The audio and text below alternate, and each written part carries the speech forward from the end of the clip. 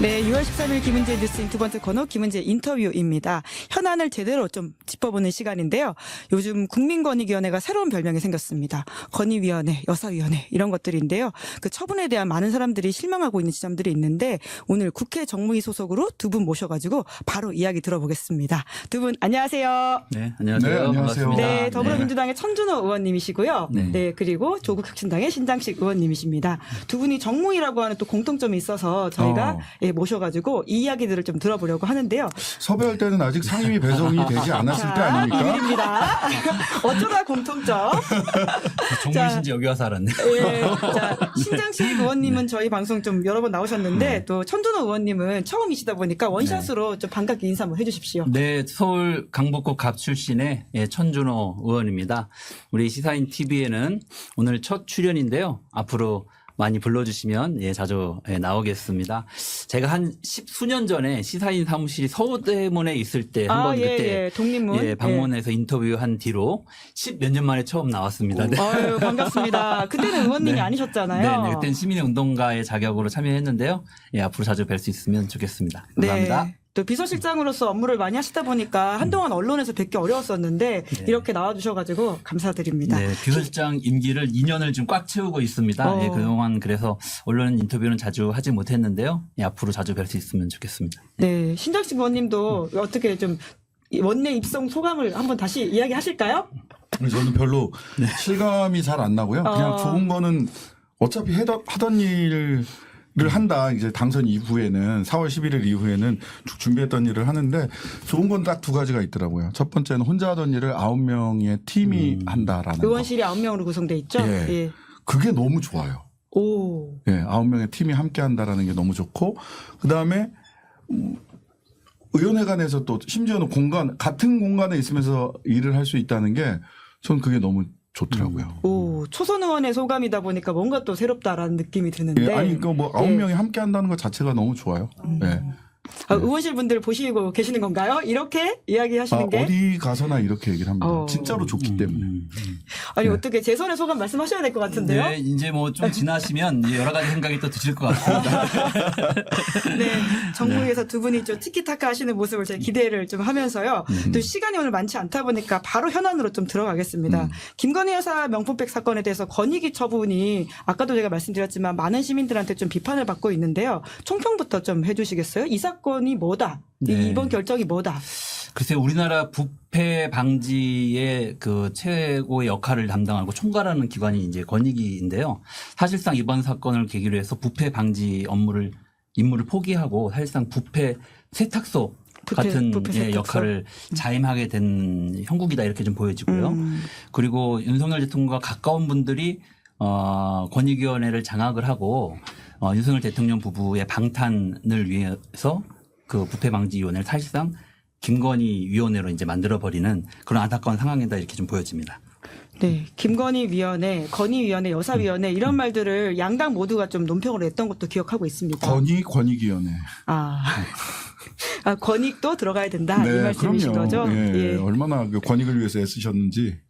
이 처음에 부패방지위원회였다가 이제 권익위원회로 이제 합쳐지고 만들어졌는데 사실상 시민사회에서 우리나라의 부패 지수를 낮추고 청렴한 사회를 만들기 위해서 오랜 동안 사실은 법 개정이라는 노력을 통해서 이 권익위원회가 만들어졌고 그 법적 기반들이 만들어졌거든요. 소위 말하는 김영란법. 네. 그 많은 국민들이 사실은 아주 사소한 상황에서도 내가 물건을 받아야 되나 말아야 되나 스승이 날 때 선생님한테 선물해야 되나 이것들 고민하고 걱정한 그런 실제로 왜 문제가 되는 적도 문화가 있고요. 만들어질 예. 정도로 사실은 우리 사회 부패 지수가 상당히 개선되는데 그리고 공직사회 부패가 이제 청렴한 사회로 전환되는 상당히 기여했던 이런 법적 기반이 있었는데 윤석열 정부 들어서면서 그리고 최근에 그 권익위원회의 이번 결정으로 인해서 사실 신뢰가 대폭 떨어지게 됐다. 네. 너무 걱정스러운 상황입니다. 신장식 변호사님 법률가이시니까. 그러니까 저는 법률가로서 이걸 보면서 그 유철한 권익위원장 그다음에 정승윤 부위원장이 이 결정문을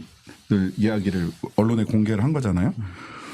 전 정말 안 됐다라고 생각을 하신 분이 정승윤 위원장이 직접 쓰셨지는 않았을 거라고 보는데 이 무혐의다라는 결정을 하는 결정문을 작성했던 공무원들이 법률가 중에 한 사람일 것 같은데 얼마나 자괴감이 들었을까 싶어요.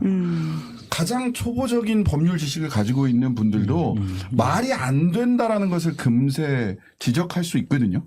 말이 안 되잖아요. 여러모로 배우자 처벌 규정이 없어서 못한다? 무슨 말이 안 되는 소리예요. 2017년에 국민권익위에서 배우자가 받으면 어떻게 되나요? 특가법상 알선수재입니다. 변호사법 위반입니다. 그다음에 그러면 이거는 어떻게 해야 되나요? 수사기관에 송부합니다. 이첩합니다. 다 써 있어요. 본인들도 다 그거 보고 부패 방지 업무를 했을 거 아니에요.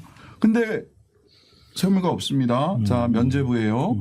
라는 이 정승윤 위원장이 읽었던 발표문을 쓰던 공무원들이 얼마나 자괴감이 들었을까. 이건 100년짜리 이불킥거리예요. 100년짜리 이불킥이다. 왜냐하면 이건 공문으로 남잖아요. 예. 어떻게 할 거예요? 혼자서만 부끄러울 일이 아니에요. 100년짜리 이불킥 결정문이었다. 그래서 이번에 이 결정 이후로 공직사회에 앞으로 고가의 물품은 꼭 배우자를 통해서 받아라라고 하는 이제 가이드라인이 만들어진 게 아닌가 이렇게 생각합니다. 진짜 나쁜 시그널이다라는 건데 뿐만 아니라 외국인 통해서 결국 받으면 되는 거 아니냐 이런 말도 할 수 있는 거잖아요. 지금 나왔던 이야기가 이제 외국인이라서 최재형 목사가 괜찮다라는 취지의 해석도 있지 않습니까?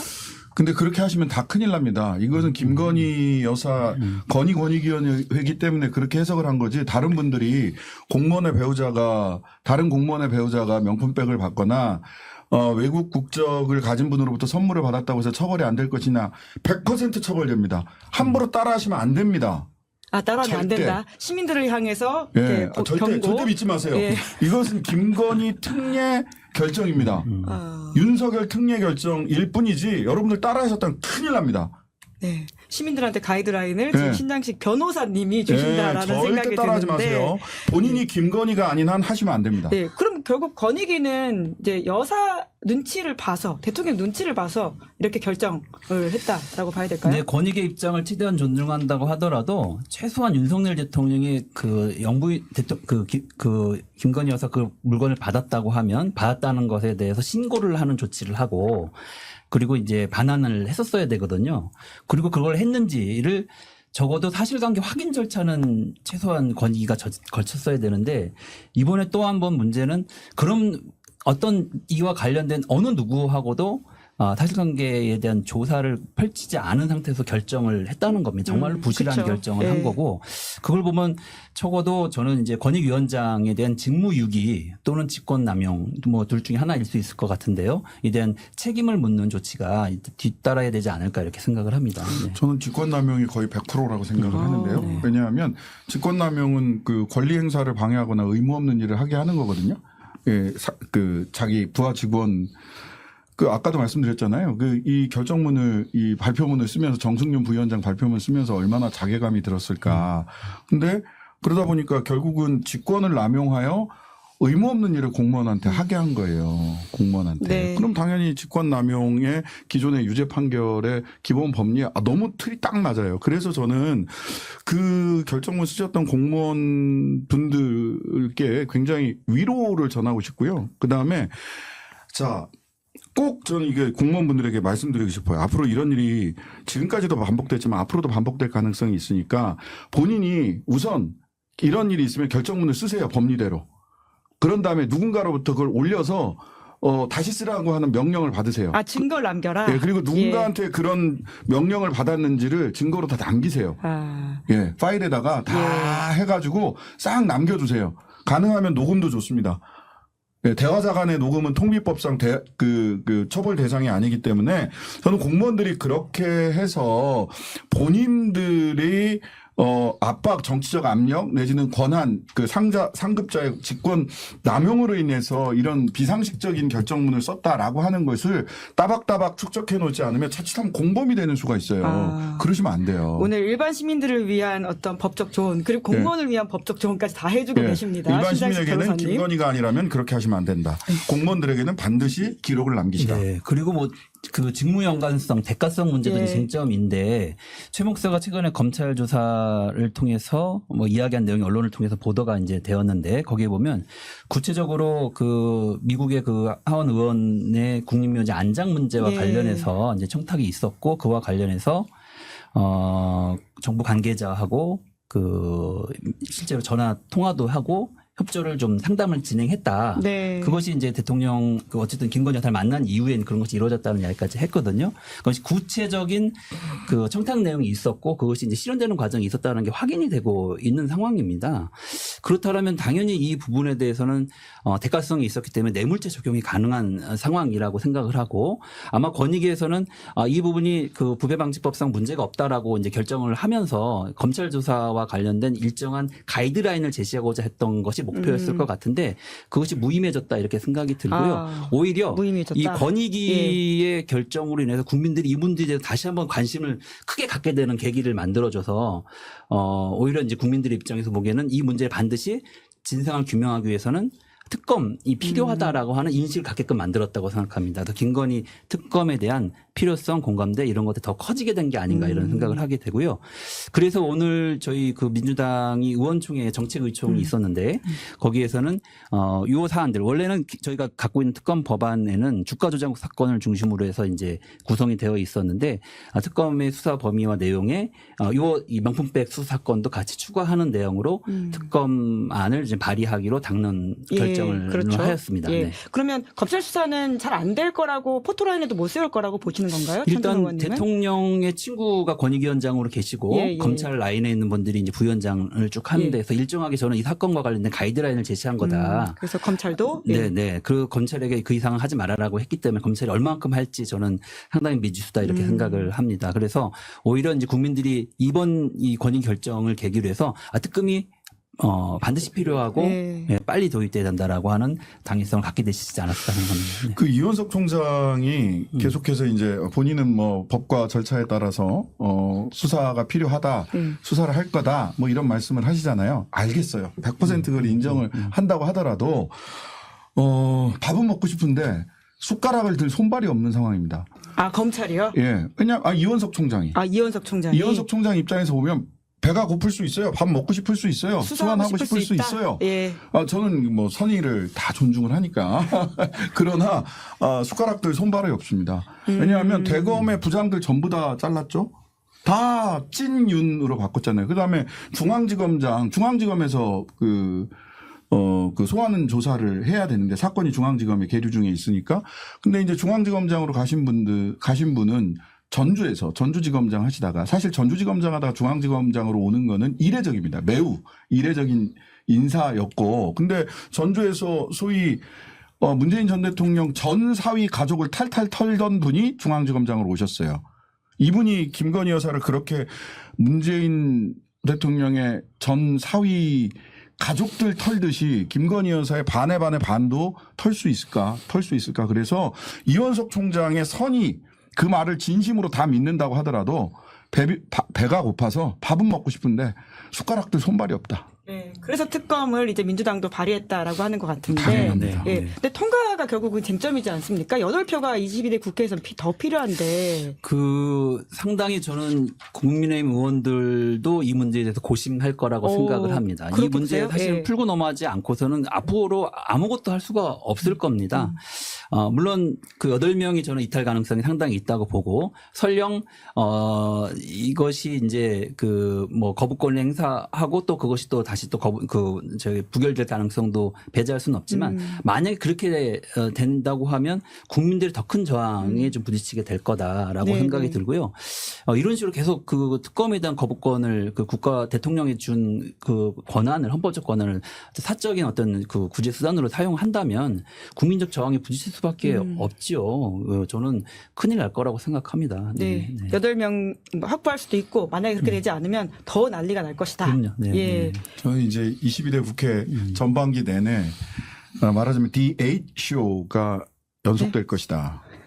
넷플릭스 쇼 말씀하시는 넷플릭스의 거죠? DH쇼가 예. 있잖아요. 예. 여기서 이제 8명이 이 법안에서는 8명이 누구일까? 저 법안에서는 8명이 누구일까? 좀 각기 달라질 수 있다. 달라질 수 있죠. 달라질 수 있어서 예. DHO 그래서 예. 그 8명이 이 법안에서는 누구? 그게 만약 8명이 고정이 되잖아요. 예. 분당입니다. 그렇게 될 수밖에 없잖아요. 예. 그 8명을 핵으로 해서 그 8명이 누가 될지 그리고 언제 무엇이 가장 먼저 8명을 8 플러스 알파가 되겠죠. 움직이게 할지 이건 좀 지켜봐야 될 거고요. 그 핵심은 결과적으로는 이제 국민들의 여론일 겁니다. 여론. 최혜병 특검이 먼저 될지 아니면 김건희 여사 특검에서 DA쇼가 제일 먼저 벌어질지. 네, 결국은 이제 8명 어떻게 구하냐라는 말씀이신 건데 최근에 저희 방송 나오셨던 많은 정치인들이 그래서 국민의힘 전당대회가 중요하다 이런 이야기를 많이 하더라고요. 당권 주자가 누가 되는지에 따라 가지고는 국민의힘이 다른 방향으로도 갈 수 있다라고 하는데 네. 그 한동훈 전 비대위원장의 출마가 거의 가시화되어 있다라는 네, 말이 많거든요. 어대한이라는 말까지 있는데 그럴 거라고 보세요? 글쎄요, 한동훈 위원장에게도 남은 3년은 너무 길다. 이렇게 생각합니다. 한동훈에게도 네. 3년은 너무 길다. 왜냐하면 대통령은 여전히 국가 권력을 장악하고 있고 검찰권을 행사하고 있고 또 캐비넷은 다양한 자료들이 많이 있을 거기 때문에 저는 지금 이렇게 저렇게 본인이 튀기해서 말들을 하겠지만 결국에는 대통령과 일정하게 협상하고 타협할 수밖에 없지 않을까 이렇게 생각을 합니다. 그래서 그런 모양새가 만들어지면서 한동훈이 전대에 등장하는 물밑 작업들이 지금 진행되고 있지 않을까 이렇게 생각을 합니다. 왜?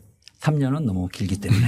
네. 결국은 그래서 다른 길을 대통령과의 관계 회복을 깨닫고 지금 당대표가 될 것이다. 이 말씀이신 건데요. 견디기 어려울 겁니다. 네. 근데 대통령이 관계 회복을 하려고 할까요? 또 일설에는 굉장히 화가 나 있단 말이 있지 않습니까? 지난번에 한번 최근에 만나셨잖아요. 90도 인사 한번 보셨잖아요. 예, 한동훈 위원장이. 예. 예. 저는 서천시장. 그 두 분이 공통점이 있다고 보는데요. 대통령과 두 분. 자기들이 목표로 한 것을 달성하기 위해서는 어떠한 태도도 취한다. 5월 동조할 수 있다. 네. 그래서 저는 충분히 그것이 가능할 거라고 생각을 합니다. 네. 예. 한동훈 전 비대위원장의 출마 그리고 윤 대통령과의 관계 회복에 대한 전망을 어떻게 좀 보십니까? 저는 윤 대통령과 한동훈 전 비대위원장 간에는 건널 수 없는 강을 건넜다라고 하는 평가도 굉장히 많잖아요. 예. 근데 이제 건널 수 없는 강을 건넌 분은 한 분 더 계시죠. 김건희 여사는 정말 다시 못 돌아갈 것 같아요. 왜냐하면 한동훈 전 비대위원장과 김건희 여사가요? 예. 왜냐하면 카톡을 수백 통씩 주고받고 하셨던 분이긴 하지만 지난번에 소위 한동훈 키즈라고 했던 분들이 쭉 회계사 김경률 전 비대위원장 말씀하시는 거죠? 비대위원. 예. 비대위원 죄송합니다. 김경률 전 비대위원이나 등등등 이런 분들이 제일 먼저 갈등의 씨앗을 김건희 여사 건을 거론하면서 시작이 됐잖아요. 예. 그것이 한동훈 전 비대위원장의 뜻이다라고 해석을 하고 있고 저는 이제 특수부의 선후배 기수문화상 이래저래 같이 5월 동조할 수 있는 개연성은 윤과 한 사이에는 있으나 한과 김 사이에는 없다라는 생각이 들어요. 그러면 윤석열 대통령보다 김건희 여사가 더 위에 있는 사람이라고 그건 모르겠습니다. 말씀하시는 건가요? 예. 아니 두 분 간의 관계는 회복되기 어렵다. 그 두 분 간의 관계가 회복되지 않아 지켜볼 포인트입니다. 두 분 간의 김과 한 사이의 관계가 회복되지 않아서 윤과 한이 관계가 회복되지 않는다면 누가 우위인지 전 국민이 알게 될 것이다. 그것 또한 전당대회를 지켜볼 포인트다 이런 말씀이신 것 같은데 전당대회 끝나고 한번 이제 만나봐야 되겠네요. 두 분의 내기 다음에 모셔가지고 체크해 보도록 하겠습니다. 그럼 한동훈 전 비대위원장이 근데 또 최근에 이제 SNS에다가 이제 헌법 84조라든지 또 이재명 대표를 직격하는 모습들을 보이면서 많은 해설들을 나오고 있는데요.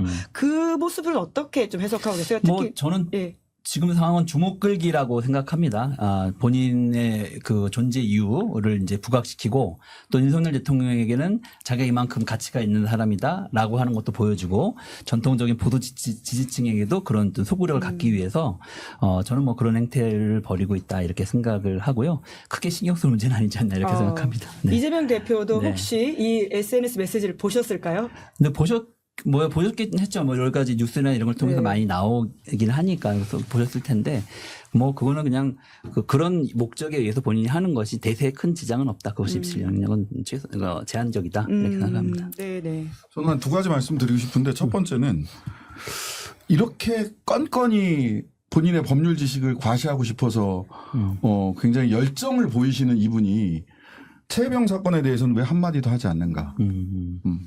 매우 선택적이다. 본인의 법률 지식을 과시하는 것도 매우 선택적이다. 그래서 비겁하다. 있다라고 생각을 하고요. 두 번째는 저는 김건희 여사도 그렇고요. 한동훈 전 비대위원장에게도 책을 한 권 선물해 주고 싶어요. 조지 레이코프의 코끼리는 생각하지 마. 예, 바이바이 플라스틱 백을 들고 나오면 디올백이 생각나게 돼 있습니다.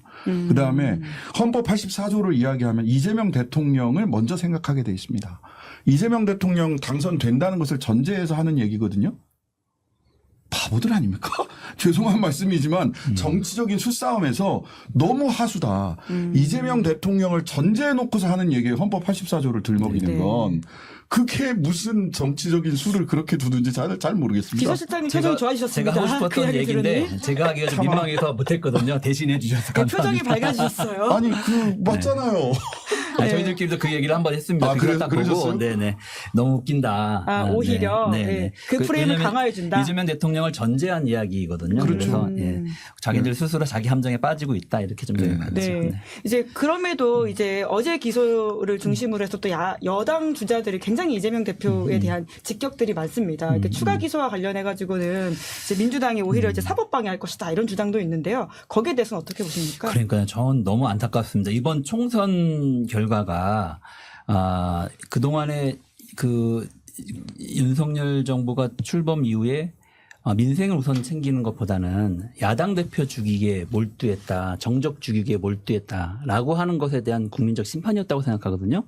그래서 민생을 우선으로 하는 국정기조로의 전환이 좀 필요하다. 이 이야기를 하고 그 선거가 있었던 게 불과 얼마 되지 않았고 여당이 역사적인 참패를 이제 한 상황인데도 다시 또 국정 기조가 야당 대표 죽이기, 야당 대표 무조건 기소하기로 다시 되돌아간 것 같아서 너무 안타깝게 생각을 합니다. 여러분 기억해 보시면 쌍방울이라고 사건 그리고 그 김성태 회장에 대한 사람들 관심이 막 한참 불러일으켰을 때에는 변호사비 대납 사건으로 알려졌습니다. 한국에만 소환되면 이재명 대표는 당장 끝날 것처럼 언론이 보도했었죠. 근데 한국에 소환된 이후 어떤 일이 있었습니까? 그와 관련해서 어떤 수사가 진행이 되었죠? 그냥 언론 플레이하고 끝나버렸습니다. 그리고 그 뒤에 이 대북 송금 사건으로 기소를 하려고 여러 차례 시도를 했지만 도저히 그게 되지가 않았습니다. 그래서 검찰도 어떻게 하지 못하고 있는 그런 상황이었는데 최근에 그 수원지법의 1심 판결 결과를 빌미로 해서 이제 기소를 이제 드디어 하게 된 것이거든요. 네. 그만큼 직접적 증거는 없고 쌍방울 회장의 예를 들면 전원 진술 예를 들면 이런 말만의 근거에서 이제 기소가 좀 이루어졌기 때문에 명분도 굉장히 취약하고 그 사이에 또 여러 가지 구체적인 또 물적 증거들이 또 제시가 됐지 않습니까? 국정원 보고서라든지 또 최근에는 김성태 회장이 진술 번복을 목적으로 좀 회유하고 금품을 제공했다, 오피스텔을 제공했다라고 하는 이제 언론 보도까지 이어지고 있는 그런 상황이기 때문에 앞으로 재판이 다시 또 이제 2심 재판이 이제 진행이 되면 그런 부분들이 제대로 이제 밝혀질 것이라고 생각하고 국민들은 실질적 진실이 뭔지에 대해서 이미 많은 분들이 이해를 하고 계실 거라고 생각을 하고 있습니다. 네. 네. 저는 이제 변호사로서 이걸 보면서 몇 가지 사건이 같이 동시에 떠오르는데 말하자면 그 검찰이 봤을 때 이번 사건 같은 경우는 그 반대편 검찰의 반대편 카운터 파트너로 있는 이재명 대표와의 관계에 따라서 사람의 말을 믿을 수 있느냐 없느냐가 갈려요. 말하자면 김성태 씨가 이재명 대표와 매우 가까운 사람이다라고 해서 공범 기소하고 막 이랬을 때요. 그때는 김성태는 천하에 몹쓸 사람이라고 검찰에서 이야기했어요. 말 한마디도 믿을 수 없는 무슨 도박이나 하고 이런 등등등. 그래서 이렇게 조폭 이렇고 한동훈 비대위원장이 국회에서 빨리 데리고 와야 된다 이런 법무부 장관으로서 그러면서 조폭이나 하는 짓이고 사기꾼이나 하는 짓이고 등등등 해가지고 세상에 몹쓸 사람이라고 김성태 쌍방울 전 부회장인가요? 회장한테 얘기했단 말이죠. 근데 지금은 세상에 가장 견실하고 세상에 가장 진정성 있는 분이 됐어요. 예. 과거에 한명숙 전 총리 사건 때요. 재소자들을 집체 훈련을 시켰다라는 의혹이 여전히 국민들 마음에는 있고 저도 그렇게 생각을 하고 있습니다. 근데 그때도 그냥 그 재소자들 중에서도 검찰 편을 들은 사람은 세상 견실하고 사과하고 반성하고 회개하신 분이 되고 검찰의 반대편에서 증언하신 분은 사기꾼이고 나쁜 놈이고 감옥에 있는 사람이고 이렇게 되잖아요.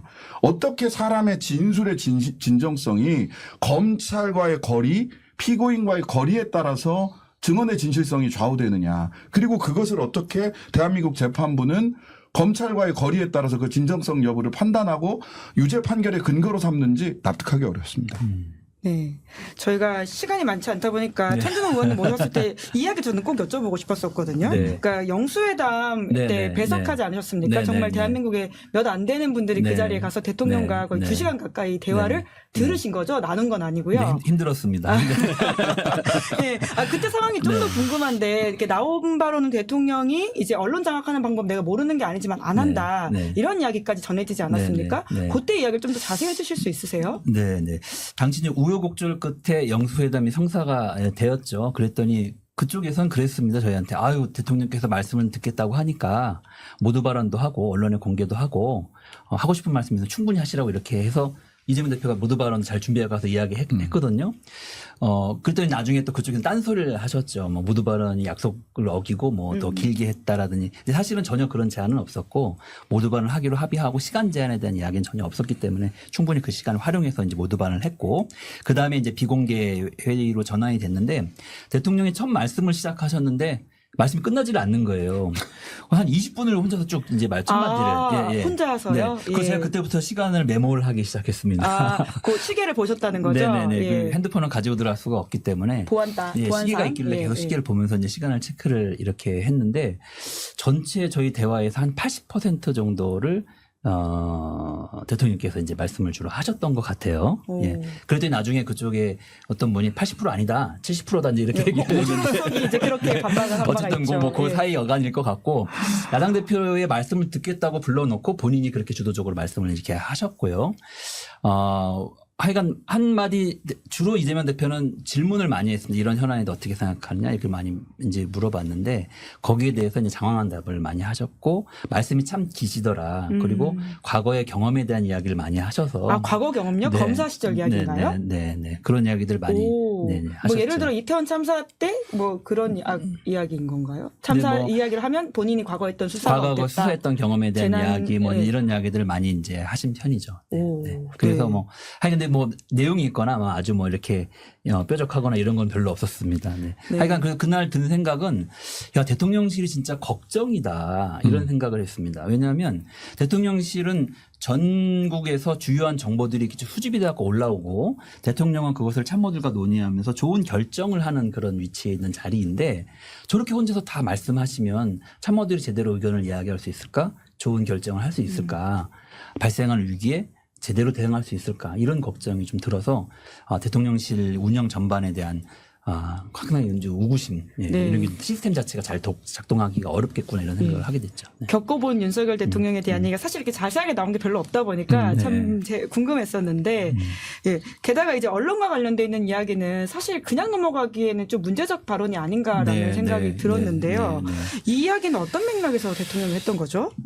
어떤 이야기? 예, 그 언론 장악할 장악할 방법은 방법은 알고 있지만 알지만, 하지 않겠다. 그리고 우리 정부만큼 비판 많이 받는 곳이 없다. 이런 이야기도 했다고. 네네. 이재명 예. 대표가 예. 그런 이야기를 하셨죠. 언론에 대한 장악 의도 걱정이 많다. 그리고 개별 기자에 대한 압수수색이라든지 뭐 이런 것들이 자행되는 것에 대한 우려를 이제 표명하셨고 그랬더니 윤석열 대통령이 그에 대해서 우리 정부처럼 언론의 비판을 많이 받는 정부가 없고 내가 만약에 이 언론을 장악하려고 마음 먹었다면 그 방법을 몰랐겠느냐. 내가 충분히 할 수 있었지만 그렇게 하고 있지 않다. 오로지 우리는 사실관계가 다른 부분에 대해서 대응을 하고 있을 뿐이다. 너무 걱정하지 않으셔도 된다. 이런 취지의 말씀을 이제 하셨습니다. 그래서 좀 걱정이 됐죠.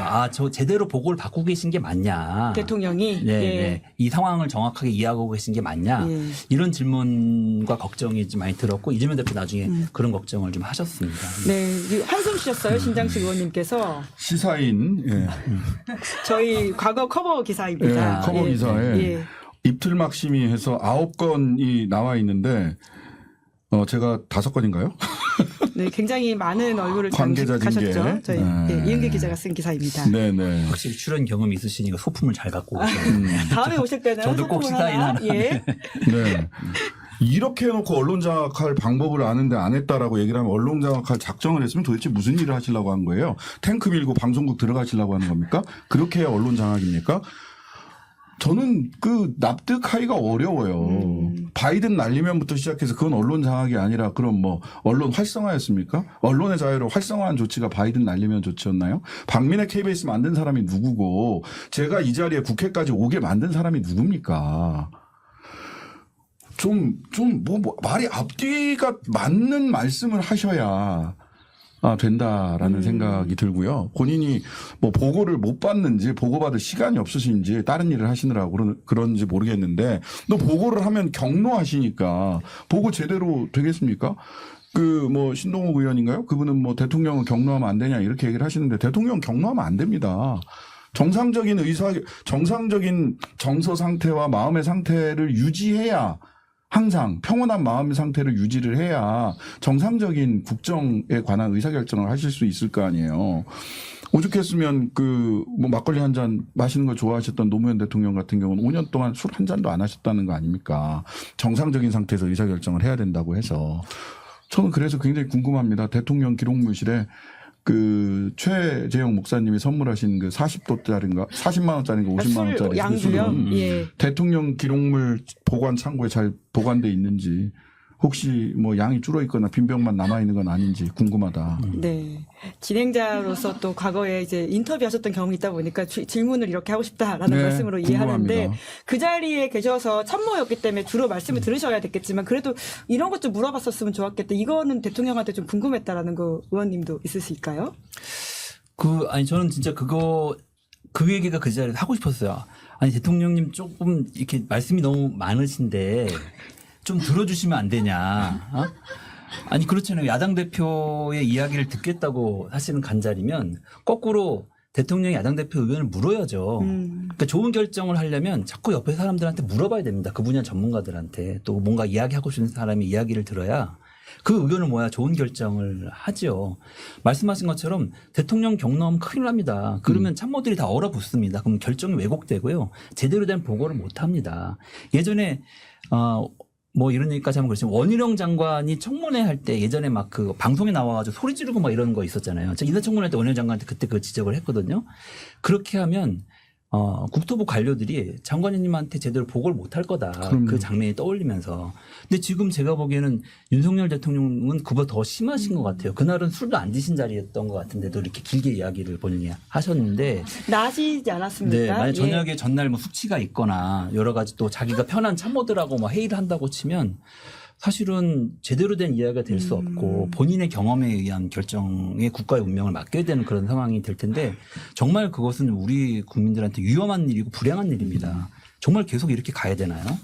하는 걱정이 네. 많이 들었습니다. 네. 그때. 겪어보신 분이니까 또 해주실 수 있는 이야기인 것 같은데 저희가 마지막으로 각자 1호 법안을 좀 자랑하면서 내가 왜 이러한 1호 법안을 냈는지 이야기로 마무리를 하면 좋겠다라는 생각이 드는데 언론 이야기였는데 사실 신당식 의원님이 이제 김홍일 탄핵안을 제일 처음 내셨던 것으로 알고 있습니다. 탄핵안은 이제 아직 발의가 된 건 아니고요. 탄핵하려면 100명의 동의가 있어야 되기 때문에 그냥 일반 법안은 10명이면 되지만 100명의 동의가 있어야 되기 때문에 우선은 야7당의 언론장악저지 그 공동대책위원회와 발을 맞춰서 방송 3법, 4법 내지는 3법 내지는 4법 개정안 공동 발의할 거고요. 그다음에 국정조사와 관련 국정조사 추진할 거고 이 과정에서 2인 방통위 체제로 계속해서 그 불법적인 거거든요. 여기서 뭐 YTN 민영화 망치 두드리고 하는 거 일단 그 불법적인 2인 방통위 체제 불법적인 2인 방통위 체제의 폭주를 막아 세우는 것이 가장 중요하다. 그래야 공영방송을 지킬 수 있고 다시 정상화시킬 수 있다라고 생각을 해서 탄핵안과 관련해서 민주당 의원님들과 깊이 논의를 하고 있고 적절한 시점을 지금 보고 있습니다. 일단 국민들이 많이 이 현재 2인 방통위 체제의 불법성에 대해서 많이 아셔야 되거든요. 그래서 열심히 방송에 나가서도 이런 말씀 드리고 있고 합니다. 예. 네. 네. 저는 그 위법 시행령 방지법을 네. 1호 법안으로 냈습니다. 제가 초선 의원 때 좋은 법안을 내도 정부가 그 시행령으로 그걸 무력화시키는 경우들을 너무 많이 봤거든요. 우리 한때 문제가 됐던 지금도 여전히 문제가 되고 있지만 국 신설 같은 예, 경우도 행안부 안에. 정부조직법에 근거가 없는 것을 이렇게 만들었던 거고요. 법무부 인사관리국도 그렇게 해서 법적 근거가 미약한 조직을 시행령으로 이제 만들었던 것이죠. 뿐만이 아니라 검찰의 그 수사 범위를 제한하는 검찰청법 개정안을 저희가 이제 통과를 시켰는데 원래 6대 범죄를 2대 범죄로 이제 축였죠. 그래서 경제법하고 뭐 이렇게 2대 범죄로 축소를 시켰는데 시행령을 통해서 다시 6대 범죄로 수사할 수 있도록 범위를 확대하는 이런 잊지 못할 일이 벌어졌습니다. 사실은 국회의원의 입법권을 정부가 이제 그 제한하는 왜곡하는 이런 일들이 버젓이 벌어진 게 지난 21대의 상황이었는데요. 22대에서는 반드시 바로 잡아야 되겠다고 싶어서 현재도 정부가 시행령을 만들면 그 시행령에 대해서 국회에 보고를 하게 되어 있고 그중에서 문제가 있다고 생각하는 것은 상임위와 본회의의 의결을 거쳐서 국회 의견을 전달할 수 있도록 정부에 되어는 있습니다. 하지만 정부에 전달을 한다 하더라도 정부가 그것을 따라야 될 의무가 적용되어 있지 않고 따르지 못하게 되면 왜 못했는지 사유를 보고서에 적어서 돌려보내주면 되기 때문에 사실상 실효성이 크진 않다고 이제 보여집니다. 그래서 본회의의 의결을 거친 그 시행령 수정이나 폐지 뭐 이런 삭제 이런 것들 의견을 담은 본회의 의결을 거친 시행령을 정부에 보내면 정부는 그것을 반영해야 한다라고 하고 그 6개월 뒤에 자동적으로 그 시행령은 효력을 상실하게끔 만드는 법안을 이번에 만들었습니다. 그렇게 되면 정부가 국회 입법권을 존중해서 그것을 왜곡하는 시행령을 함부로 만들지 못하게 될 것이고 자연스럽게 그 입법권이 보장되고 국민의 뜻에 따른 정부가 선출되지 않는 정부가 법을 마음대로 왜곡해서는 안 되거든요. 국민의 뜻을 선출된 국회의원들, 권한을 이용받은 사람들이 만든 법에 따라서 국가가 운영되는 게 맞습니다. 그게 헌법 정신에 부합하고 그것이 반영될 수 있도록 시행령을 개정하는 시행령 개정을 방지하는 그런 법안을 이번에 꼭 통과시키도록 하겠습니다. 네, 22대 국회에서 두 분의 활약상을 더욱더 기대하면서 또 모셔가지고 이야기 듣도록 하겠습니다. 네, 두 분 수고 많으셨습니다. 감사합니다. 네, 감사합니다. 네, 김은재 뉴스인 6월 13일 준비한 방송 여기까지고요. 저희가 내일도 생방송을 합니다. 내일은 석유 이슈 좀 깊이 다뤄보려고 하는데 특종 기자, 주한 기자, 시사인 기자죠. 나오고요. 또 그 석유 회사 출신이신 이현주 의원이 함께 하십니다. 그럼 내일 방송 5시에 뵙고요. 오늘 방송 재밌게 보셨다면 구독, 좋아요, 알림 설정 부탁드리겠습니다. 고맙습니다.